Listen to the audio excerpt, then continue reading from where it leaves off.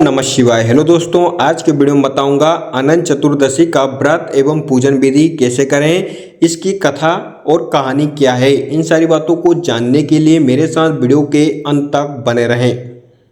अनंत चतुर्दशी भाद्रपद माह की शुक्ल पक्ष की चतुर्दशी तिथि के दिन भगवान विष्णु के अनंत स्वरूप का व्रत एवं पूजन किया जाता है। इस दिन को अनंत चतुर्दशी के नाम से जाना जाता है। इस दिन आदि मध्य और अंत में रहित सृष्टि के कर्ता भगवान विष्णु की भक्ति की जाती है और व्रत एवं पूजन करने वाले स्त्री पुरुष उनके नाम का धागा अपने हाथ में बांधते हैं। अनंत चतुर्दशी कब है? इस वर्ष अनंत चतुर्दशी का व्रत एवं पूजन 6 सितंबर 2025 शनिवार के दिन किया जाएगा। आइए जानते हैं इसकी पूजन विधि और कहानी। अब तक आपने चैनल को सब्सक्राइब नहीं किया हो तो सब्सक्राइब कर लीजिए और बेल आइकन के बटन को दबाना ना भूलें। चलिए वीडियो स्टार्ट करते हैं। अनंत चतुर्दशी की पूजन विधि। अनंत चतुर्दशी के व्रत के दिन पूजन के लिए पूजन सामग्री ऐसी एकत्रित करें: भगवान विष्णु की मूर्ति, अनंत का धागा, 14 गांठों वाला धागा, लाल वस्त्र, सफेद वस्त्र, कदली खम्भ, आम के पत्ते, पंच पल्लव, कलश, यज्ञोपवीत, सुपारी, रोली, मौली, गुलाल, गुड़, धूप, दीप, कमल के फूल, तुलसी दल, श्रीफल, मौसमी फल, फूलमाला, पंचामृत, भोग के लिए खीर, लौंग, इलायची, दूब, कपूर, जल, चौकी, पैसे, दक्षिणा के लिए। पूजन विधि। ये पूजन आप स्वयं भी कर सकते हैं और यदि आप चाहे तो किसी योग्य ब्राह्मण के द्वारा भी पूजन करा सकते हैं। नंबर 1, अनंत चतुर्दशी के दिन प्रातःकाल स्नान आदि नित्य से निर्वत होकर स्वच्छ वस्त्र धारण करें। कदली खम्भ और वस्त्र से एक मंडप का निर्माण करें। एक चौकी पर लाल वस्त्र बिछाकर उस पर भगवान विष्णु की प्रतिमा स्थापित करें। साथ में कलश में जल भरकर स्थापित करें। भगवान विष्णु की प्रतिमा के समक्ष अनंत का धागा रखें। धूप दीप जलाकर इस मंत्र का पाठ करते हुए भगवान विष्णु की पूजा करें। अनंतः सर्व नागा नाम दीपः सर्व कामदाः सदा भायात प्रसन्न में भक्तानाम भयंकराम। पंचामृत से भगवान विष्णु की प्रतिमा का अभिषेक करें। जल चढ़ाकर उन्हें वस्त्र अर्पित करें। केसर रोली से उनका तिलक करें। अक्षत, मौली, यज्ञोपवीत, कमल के फूल, दूर्वा आदि चढ़ाएं। फूलमाला और मौसमी फल भगवान को अर्पित करें। इसके बाद तत्पश्चात खीर का भोग लगाकर पान, सुपारी, लौंग, इलायची आदि के दक्षिणा अर्पित करें। दूध और जल में अनंत के धागे को शुद्ध करके अनंत भगवान का ध्यान करते हुए स्त्री उसे अपने बाएं हाथ में बांधे और पुरुष उसे अपने दाहिने हाथ में बांधे। अनंत बांधने के बाद अनंत चतुर्दशी की कथा अवश्य सुने। कथा सुनने के बाद विष्णु सहस्त्र नाम का पाठ करें। धूप दीप और कपूर से भगवान विष्णु की आरती करें। ब्राह्मण को भोजन कराएं और उन्हें दक्षिणा दें। स्वयं दिन में एक ही समय भोजन करें। रात्रि में भजन कीर्तन और जागरण का आयोजन करें। ये व्रत हर वर्ष करते रहना चाहिए। जब आपको लगे कि आप ये व्रत करने में सक्षम नहीं है तो इसका उद्यापन करके ही इसे छोड़ना चाहिए। कुछ धर्म ग्रंथों के अनुसार 14 वर्षों तक हर वर्ष लगातार ये व्रत करके भी आप उद्यापन कर सकते हैं। अनंत चतुर्दशी व्रत का महात्म्य। अनंत चतुर्दशी का दिन उस आदि मध्य और अंत से रहित सृष्टिकर्ता के पूजन और भक्ति का है जो कि अनंत है। इस दिन भगवान विष्णु के अनंत स्वरूप की भक्ति की जाती है।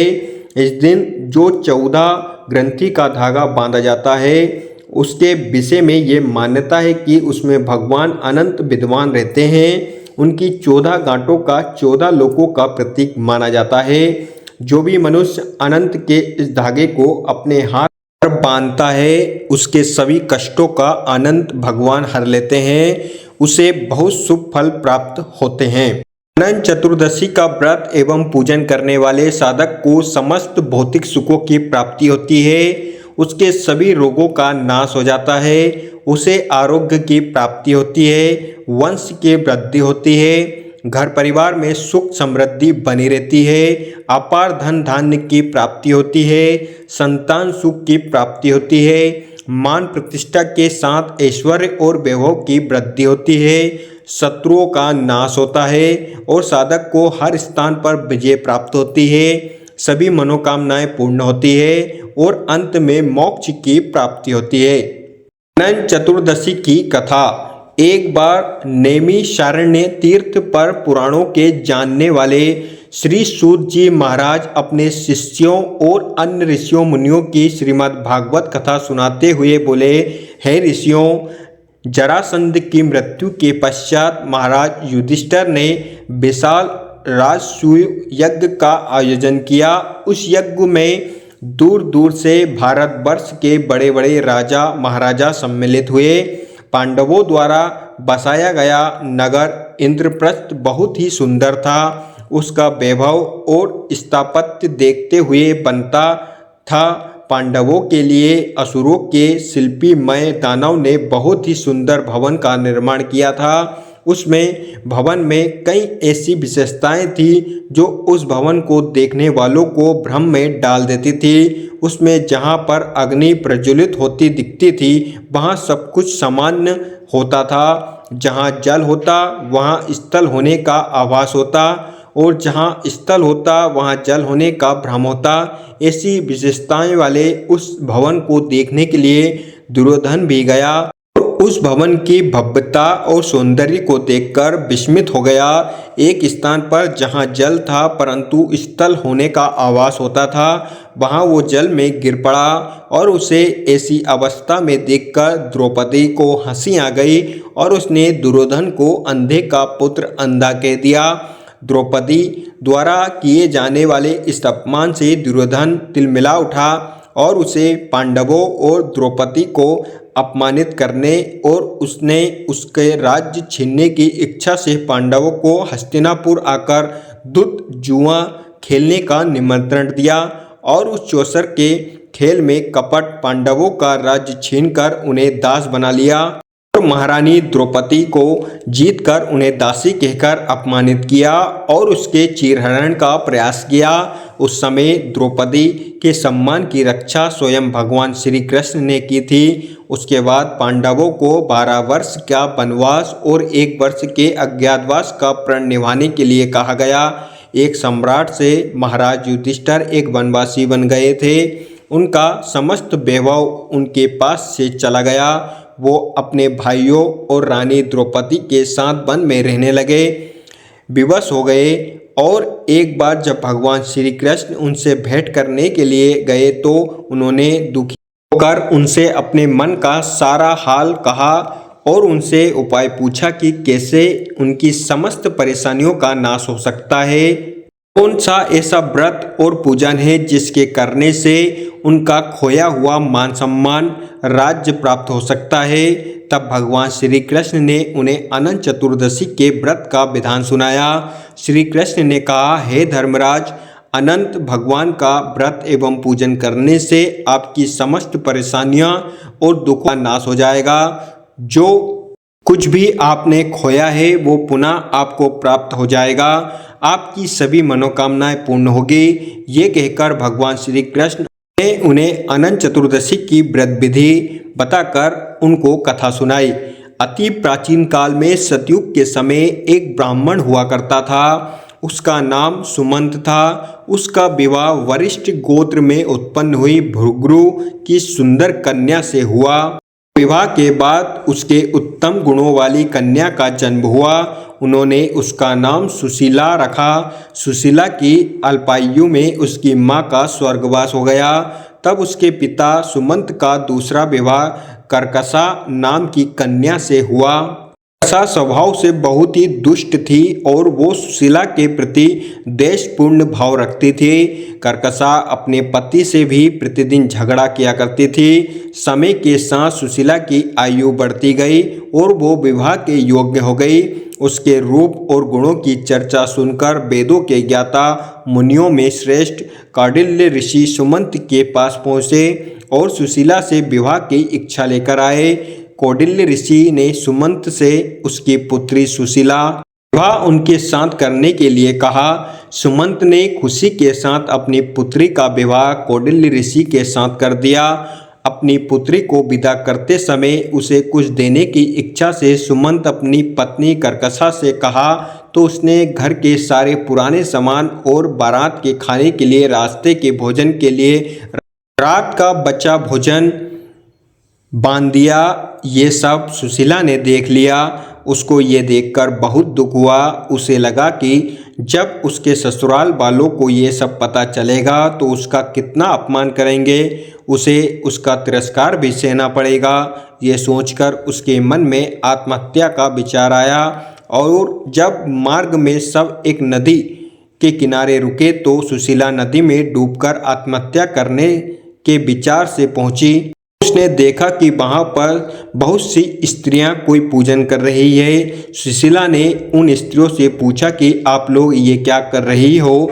तब उन्होंने उसे बताया कि आज अनंत चतुर्दशी है और हम सब अनंत भगवान का व्रत एवं पूजन कर रहे हैं। इसके करने से मनुष्य की सभी मनोकामनाएं पूरी होती है। अब सुशीला ने उसने अनंत चतुर्दशी के व्रत एवं व्रत पूजन विधि पूछी। तब एक स्त्री ने उसे बताया कि हे सुशीला, ये अनंत चतुर्दशी का व्रत है।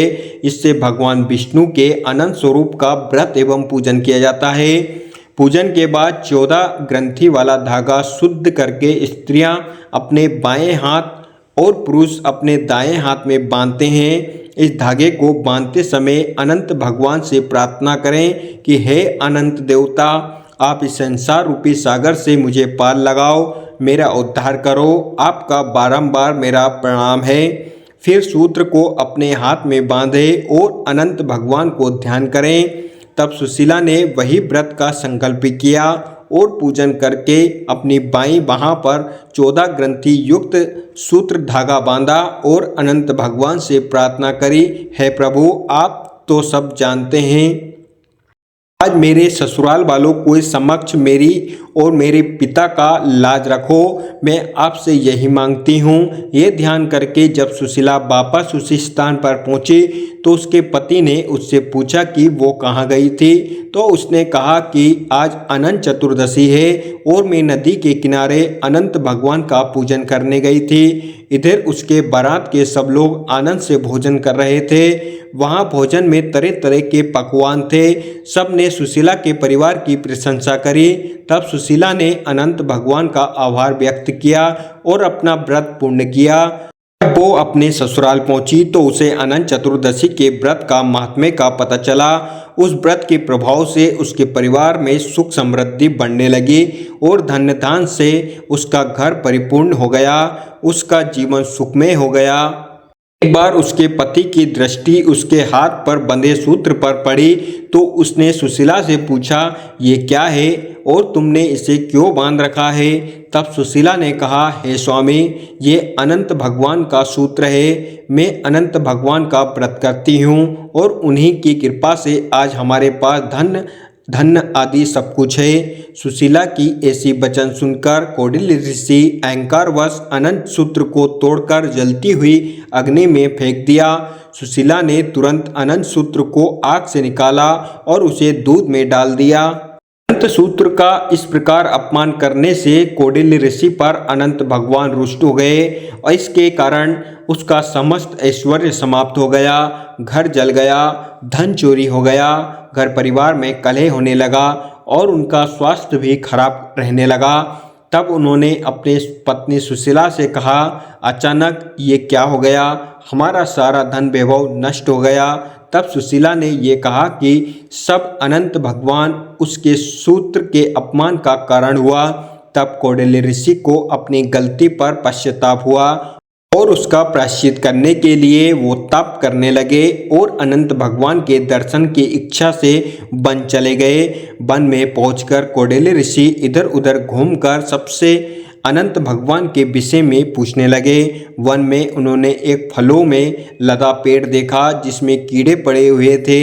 उन्होंने उनसे पूछा कि तुमने अनंत भगवान को देखा क्या। उस वृक्ष ने मना कर दिया और कहा, नहीं, मैंने नहीं देखा। यह सुनकर जब कौंडिल्य ऋषि आगे बढ़ने लगे तो वृक्ष ने कहा कि अगर तुम्हें अनंत भगवान मिले तो उनसे पूछना कि मेरे अंदर कीड़े क्यों हैं। तब कौंडिल्य ऋषि से कहा कि हाँ, आगे बढ़ गए। तो भगवान के दर्शन की इच्छा मन में लिए कौंडिल्य ऋषि वन में आगे बढ़ते रहे। वन में उन्हें घूमती गायें और बछड़े मिले। तब कौंडिल्य ऋषि ने गायों से पूछा, हे गौमाता, क्या तुमने अनंत भगवान को देखा?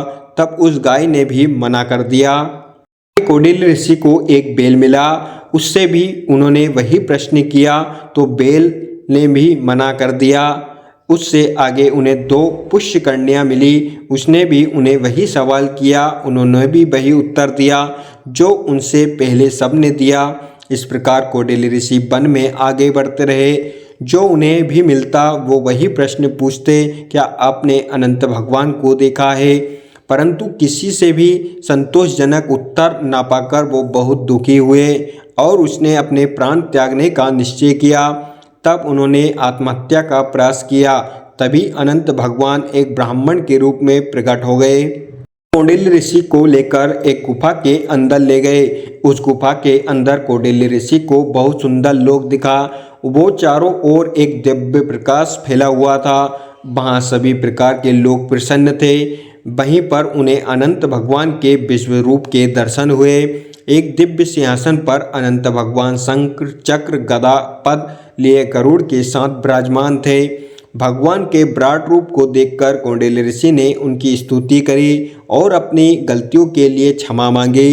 कौंडिल्य ऋषि से भक्ति युक्त वचन सुनकर अनंत भगवान ने उनसे कहा, हे कौंडिल्य, तुम किस इच्छा से मुझे खोज रहे थे?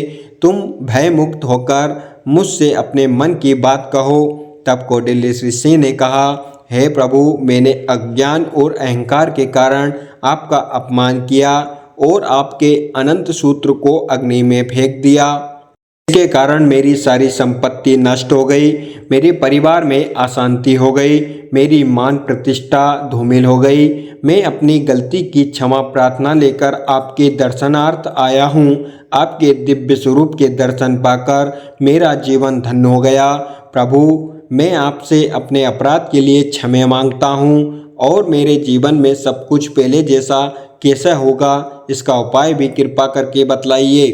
अनंत भगवान को उस पर दया आ गई और उन्होंने कहा, हे कौंडिल्य, तुम अपने घर जाकर 14 वर्षों तक अनंत चतुर्दशी का व्रत एवं पूजन पूरी श्रद्धा और भक्ति के साथ करो। अपने दाएं हाथ में 14 ग्रंथि युक्त अनंत सूत्र बांधना। ऐसा करने से तुम्हारे सभी कष्टों का नाश हो जाएगा, तुम्हारी सभी मनोकामनाएं पूरी होंगी, जीवन के सभी सुख भोग कर तुम अंत में दिक्थ को प्राप्त करोगे। भगवान के ऐसे वचन सुनकर कौंडिल्य ऋषि को संतोष हुआ। तब उन्होंने अनंत भगवान से मार्ग में मिले वृक्ष द्वारा पूछे गए प्रश्न के विषय में पूछा। तब अनंत भगवान ने उसे बताया कि वो वृक्ष पूर्व जन्म में एक विद्वान ब्राह्मण था, तो उसने विद्यार्थियों को शिक्षा न देकर पाप अर्जित किया था। उसी का परिणाम है उस फलदार वृक्ष पर फल तो आते हैं, पर कीड़ों के कारण कोई उनका उपभोग नहीं करता। कौंडिल्य ऋषि के मन में वन में मिले अन्य जीवों के विषय में जानने की इच्छा हुई। उन्होंने अनंत भगवान से उनके विषय में पूछा तो उन्होंने बताया कि वो दोनों पुष्यकर्णी पूर्व जन्म में बहनें थी। उन्होंने तब कोई पुण्य कर्म नहीं किया था, न किसी याचक को भिक्षा दी, न ही कोई धर्म का कार्य किया। इसलिए परस्पर लहरें उनसे आकर टकराती हैं, परंतु जल वहाँ नहीं रुकता। अनंत भगवान ने आके कहा कि गाय पृथ्वी है और बैल धर्म है, गधा क्रोध है, वह हाथी अहंकार है, वो गुफा संसार है और मैं अनंत हूँ। कौंडिल्य ऋषि ने अपने घर जाकर अपनी स्त्री के साथ 14 वर्ष तक अनंत चतुर्दशी के व्रत का पालन किया और अनंत भगवान की कृपा से जीवन के समस्त सुख भोग कर अंत में स्वर्ग को चला गया। फिर भगवान श्री कृष्ण ने धर्म युधिष्ठिर से कहा कि आप इस व्रत को करें। जैसे कौंडिल्य ऋषि और सुशीला की सभी मनोकामनाएं अनंत भगवान से पूर्ण करी थी, उसी प्रकार तुम्हारी भी सभी मनोकामना पूर्ण करेंगे। जो कुछ भी आपने खोया है वो सब आपको पुनः प्राप्त होगा। भगवान श्री कृष्ण ने कहा, हे धर्मराज युधिष्ठिर, अनंत चतुर्दशी का जो व्रत तुम्हें बताया है उस व्रत को करने से मनुष्य अपने सभी पापों से मुक्त होकर स्वर्ग लोक